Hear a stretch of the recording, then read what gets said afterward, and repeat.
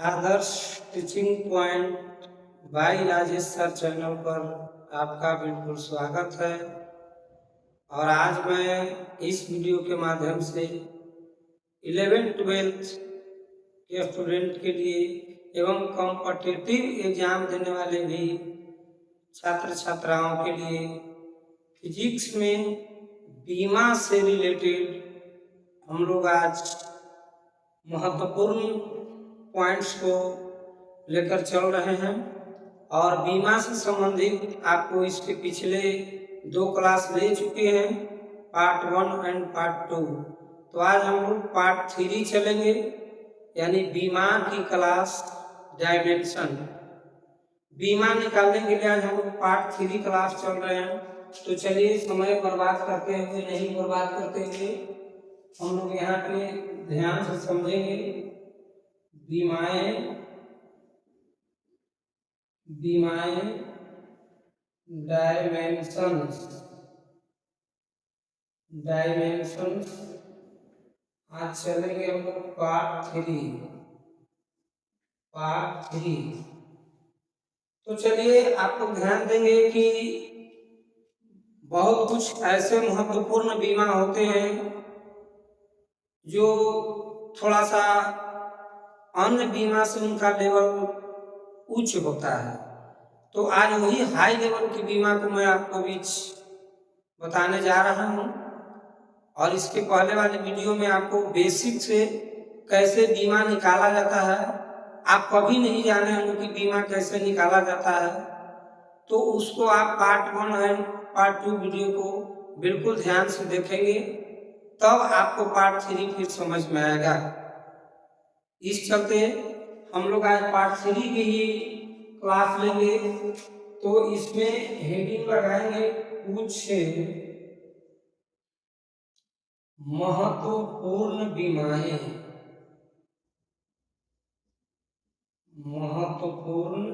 बीमाएं, some important dimensions.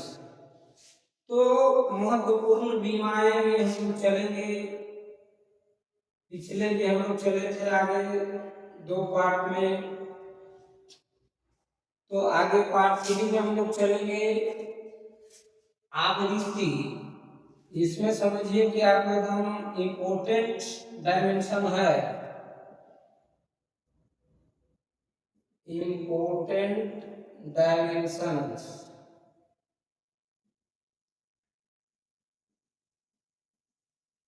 यानी परीक्षा में आपको यही इम्पोर्टेंट डायमेंशन से बीच में से कॉम्पिटिटिव एग्जाम में पूछ देता है। जो बच्चे हल्के डायमेंशन केवल निकालना जान जाते हैं, और ये इम्पोर्टेंट जो डायमेंशन है, जो कुछ थोड़ा सा लेवल इसका हाई है, इसी में से आपको कॉम्पिटिटिव में पूछ देगा और स्टूडेंट फंस जाते हैं। तो चलिए, बिल्कुल नहीं फंसना है। आज के बाद आपको तो बिल्कुल डायमेंशन क्लियर हो जाएगा। तो चलिए, आवृत्ति हो गया। सॉरी, एक तरफ पहले हम लोग लिख लेते हैं भौतिक राशि, एक तरफ लिख लेते हैं भौतिक राशि फिजिकल क्वांटिटीज, और दूसरी तरफ लिख लेते हैं बीमाएं डायमेंशंस। तो चलिए, अब हम लोग चलेंगे यहाँ पहला नंबर आवृत्ति फ्रीक्वेंसी। तो आवृत्ति का मात्रक आप जानते हैं कि हर्ट्ज होता है, और ये आवृत्ति 1 सेकंड में कितना बार टर्न की हम लोग घूमे, तो ये समय के एक आवर्तकाल को बताता है। तो इसकी बीमा सीधा सीधी हो जाएगी 1/t होता है, तो t ऊपर जाएगा तो -1 हो जाएगा, t के पावर -1।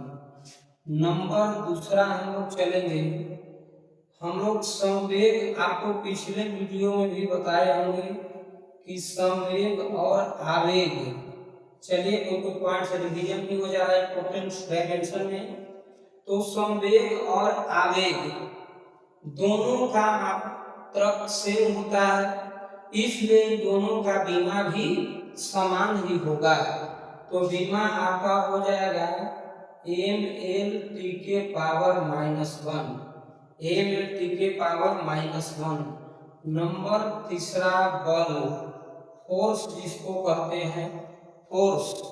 तो बल की बीमा क्या होती है?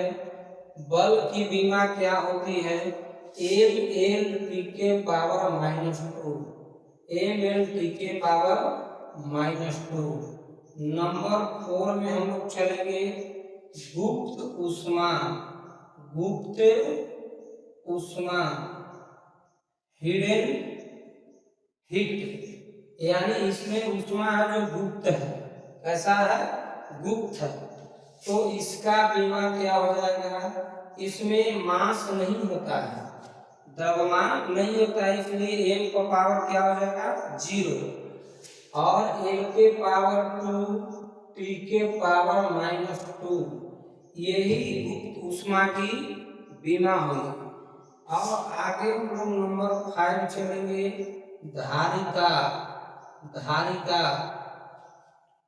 तो धारिता की क्या बीमा होती है? तो हम लोग धारिता की बीमा इसमें लिखेंगे, मास होता है तो m के पावर -1, क्या लेंथ भी होता है तो g होता है तो l के पावर -2, और क्या होता है तो जी समय भी होता है तो t के पावर 4।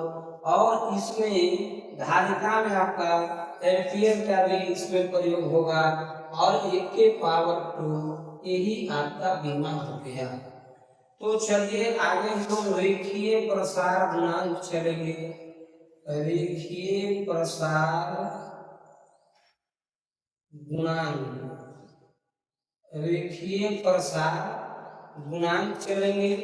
इसकी बीमा क्या हो जाएगा? तो ये मास इसमें है क्या? तो नहीं, मास सब नहीं है, द्रव्यमान नहीं है, तो पावर क्या देंगे? 0। क्या लेंथ भी इसमें है? तक जी नहीं है, तक 0। और समय भी है, तक नहीं है, तो 0। तो कहिए कि सर तो इसमें है क्या? तो हाँ है, गुणांक कोएफिशिएंट है, थीटा है, और थीटा के पावर -1 हो जाएगा, -1 हो जाएगा। तो चलिए यही सब आपको इम्पोर्टेंस जो बीमा है वो बीमा को बिल्कुल ये सब एक नजर में एकदम याद कर लेना है। ये सब बहुत इम्पोर्टेंट डायमेंशन है। तो चलिए आगे हम चलते हैं कार्य, कार या joule. Car work and energy, ऊर्जा का मात्रक जूल होता है, कार्य ऊर्जा लिखते हैं, मात्रक लिखते हैं। कार्य और ऊर्जा ये दोनों का मात्रक जूल ही होता है। तो इसका हम लोग जब मात्रक समान होगा तो बीमा भी क्या होगा? समान ही होगा।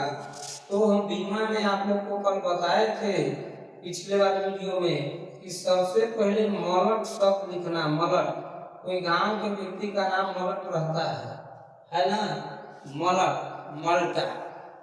तो चलिए वही मलट को याद करना है हम लोग को, यही बीमा का आधार है। तो क्या कार्य में हम लोग को मास होता है? ताकि नहीं सर, मास नहीं होता है। हाँ तो होता है तो पावर 1 नहीं देंगे, कोई जरूरी नहीं है। क्या लेंथ भी होता है इसमें? ताकि जी होता है। और टाइम भी होता है सर, ताकि जी होता है -2, -2। तो ml स्क्वायर t के पावर -2 आपका कार्य और ऊर्जा का बीमा हो गया। आगे आपका है पृष्ठ तनाव, पृष्ठ तनाव सरफेस टेंशन। इसको क्या कहते हैं? Surface tension. जो इंग्लिश मीडियम में भी बच्चे समझते होंगे उनके लिए बाइलिंगुअल बोल देता हूँ ताकि इंग्लिश वाले भी बच्चे समझ जाएं। इसके पहले और अन्य जगह आपको इंग्लिश में लिखा भी मिलेगा, लेकिन यहाँ पे केवल बोल दे रहे हैं, इसलिए आप बोलने से भी समझ सकते हैं जो इंग्लिश मीडियम के बच्चे होंगे।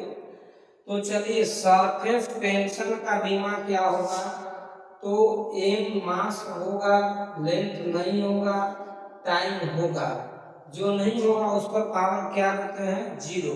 और सेकंड यहाँ पर टाइम की पावर -2 होगा। होगा। अब आगे हम लोग चलते हैं सरफेस टेंशन के बाद हम लोग चलेंगे गुप्त ऊष्मा। गुप्त ऊष्मा जो छिपी हुई ऊष्मा होती है, छिपी हुई हिडन हीट। क्या हिडन हीट? तो गुप्त ऊष्मा या गुरुत्वीय विभव भी, ये दोनों का मात्रक समान और बीमा भी समान होता है। तो क्या होता है? तो जी इसमें क्या मास भी होता है? तो नहीं सर, मास नहीं होता है। तो लेंथ होता है 2 बार मीटर गुने मीटर, मीटर स्क्वायर। तो मीटर के जगह पर एल होगा, एल स्क्वायर। और समय होता है तक जी टी के पावर -2 हो जाएगा। अब आगे हम लोग नंबर 10 में चलेंगे ऊष्मा धारिता। ऊष्मा धारिता। तो क्या ऊष्मा धारिता जो है हीट कैपेसिटर, तो ऊष्मा धारिता या इसको और किसके साथ में होता है जिसका बीमा समान होता है? तो हम चाहते हैं कि जिनकी बीमा समान हो तो एक कार एक पंथ 2 कार जोड़े, यानी एक बार में ही लिखे तो सबका बीमा एक बार में ही याद हो जाए। तो चलिए इसमें गुरुत्वीय विभव भी होता है, गुरुत्वीय एक विभव भी होता है, और ये दोनों का बीमा क्या होता है? समान होता है। समान होता है तो क्या होता है समान? तो चलिए एल स्क्वायर टी के पावर -2, एल स्क्वायर, ये तो लिख दिए ना शायद गुरुत्वीय विभव, हाँ लिख दिए हम लोग, ये दोबारा लिख रहे हैं, ये गलत हो रहा है हम लोग को। ऊष्मा धारिता के गुरुत्वीय विभव साथ नहीं होता, इसका बीमा अलग होता है, सॉरी। तो ऊष्मा धारिता के साथ हम लोग को वोल्टेज मान नियतांक एक होता है, वोल्टेज मान नियतांक, वोल्टेज मान नियतांक।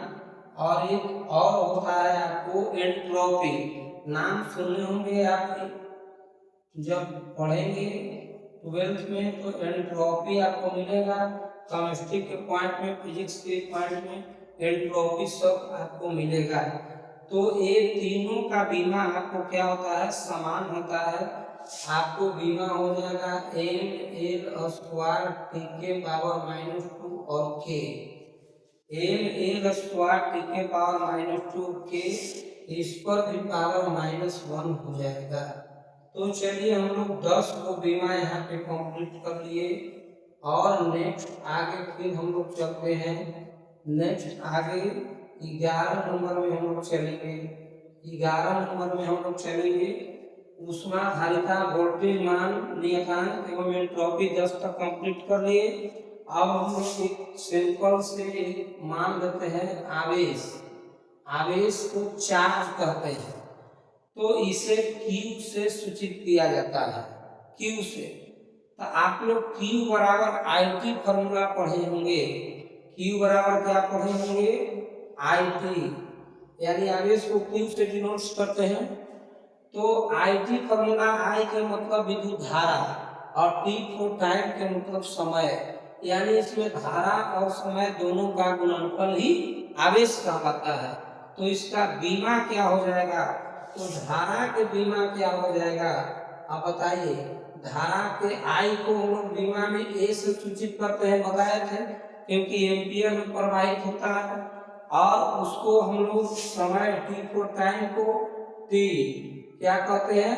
T। तो हमारा इसका बीमा क्या कर गया? 80 बीमा हो गया, 80 हो गया। चलिए ठीक इसी तरह से हम लोग आगे की भी बीमा बनाते चलते हैं। 12 नंबर में हम लोग विभवांतर,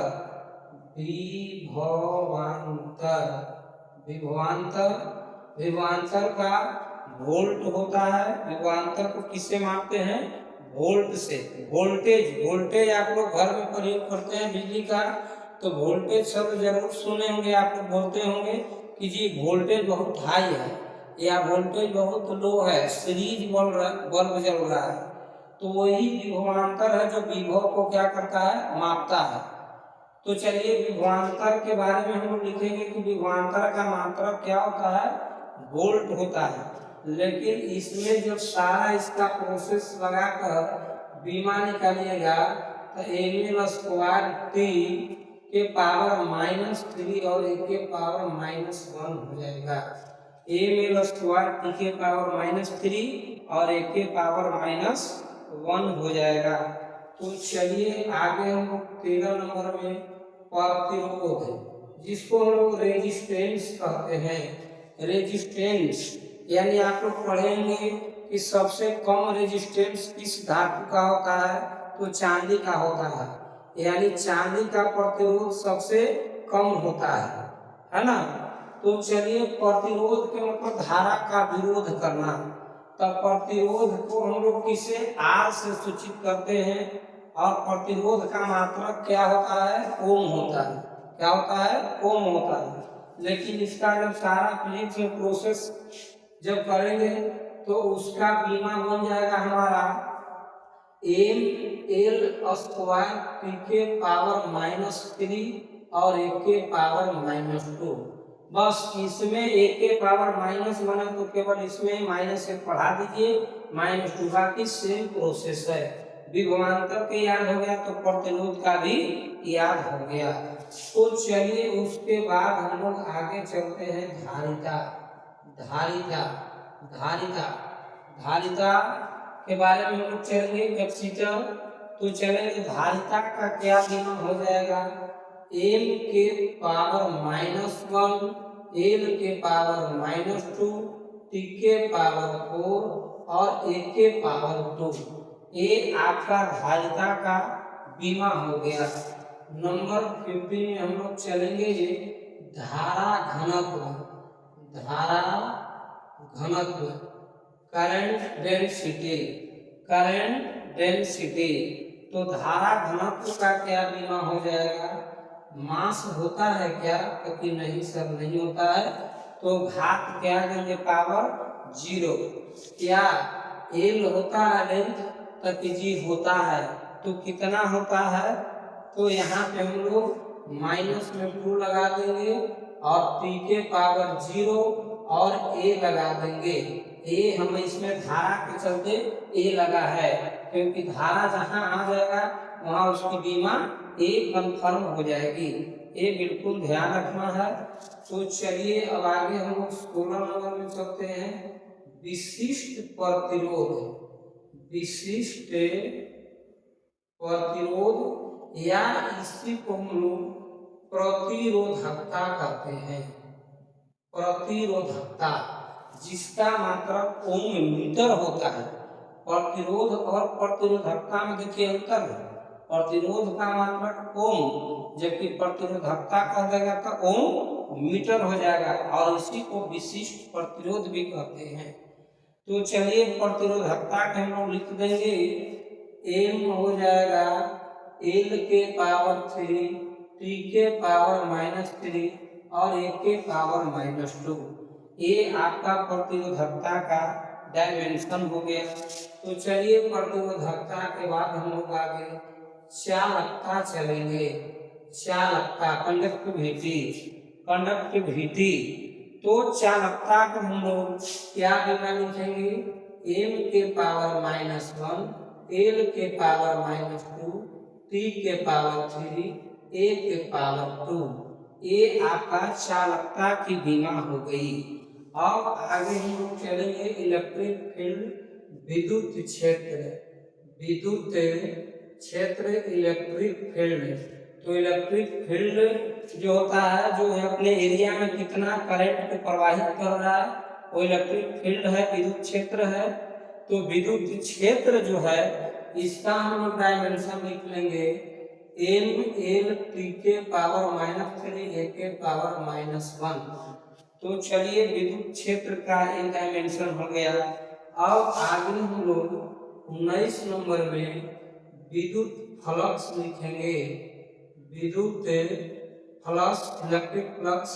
तो विद्युत फ्लक्स क्या होता है, तो इसकी बीमा हम लोग लिख लेंगे, ml के पावर 3, t के पावर -3 a के पावर -1।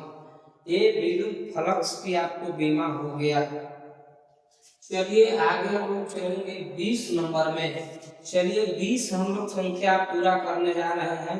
चुंबकीय क्षेत्र लिखेंगे, चुंबकीय क्षेत्र, चुंबकीय क्षेत्र, मैग्नेटिक फील्ड, मैग्नेटिक फील्ड। तो चुंबकीय क्षेत्र का क्या बीमा बन जाएगा? तो ML0 T के पावर -2 A के पावर -1, T के पावर -2 और A के पावर -1 हो जाएगा। ये चुंबकीय क्षेत्र मैग्नेटिक फील्ड का बीमा हो गया। तो हम लोग 20 पूरा कर लिए और एक और लिखेंगे प्रेरकत्व, प्रेरकत्व, प्रेरकत्व। तो प्रेरकत्व का क्या हो जाएगा बीमा? ML² T के पावर -2 A के पावर -2। तो चलिए आज हम लोग बहुत से इम्पोर्टेंट डायमेंशन को यहाँ पे आपके सामने दिखाए कि इम्पोर्टेंट डायमेंशन क्या है। तो चलिए अब हम लोग इम्पोर्टेंट डायमेंशन के बारे में सीख गए। तो अब इसमें कुछ और ऐसे भी बीमा होते हैं, ध्यान देंगे, कुछ महत्वपूर्ण ऐसे बीमा होते हैं जिनकी बीमा आपस में क्या होती है? समान होती है। कुछ ऐसे भी भौतिक राशि हैं जो लगातार 1 2 3 4 को ऐसे हैं जिन सभी का बीमा एक समान होता है। तो चलिए अब उनको भी हम लोग आगे इसी पार्ट में आप लोग को नेक्स्ट वीडियो में आप लोग को उसको भी समझाने जा रहा हूँ। तो चलिए आज तक हम लोग यही इतना महत्वपूर्ण बीमा के बारे में सीखें। अब नेक्स्ट में हमारा क्या नेक्स्ट क्लास में रहेगा, जो समझ लेंगे कि कुछ ऐसे भौतिक राशि हैं जिनकी बीमा समान, बीमा समान, कुछ ऐसे भौतिक राशि हैं जिनकी बीमा नहीं होती है, जिनकी बीमा नहीं होती है। तो चलिए अब यही दोनों पॉइंट्स को हम लोग अभी चर्चा करेंगे। तो चलिए इसको आप लोग स्क्रीनशॉट ले लें, स्क्रीनशॉट ले लें जल्द से।